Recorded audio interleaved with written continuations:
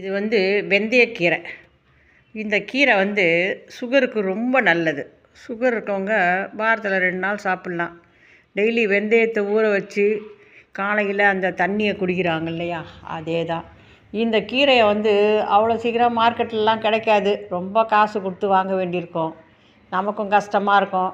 அதனால் நம்ம வீட்டில் வேஸ்ட்டாக போகிற தொட்டிகள் இல்லை வந்து பெரிய ஏதாச்சும் பக்கெட்டுங்க அப்படி இருந்தால் நம்ம கடையிலேயே வெந்தயம் கொஞ்சம் வாங்கிட்டு வந்து அதை அந்த பக்கெட்டில் கொஞ்சம் மண்ணை கொட்டி அதில் வெந்தயத்தை விதைச்சிட்டா உங்களுக்கு தேவையான வெந்தயக்கீரை கிடச்சிரும். அதுக்காக நீங்கள் போய் கடைக்கும் போய் அலைய தேவையில்லை.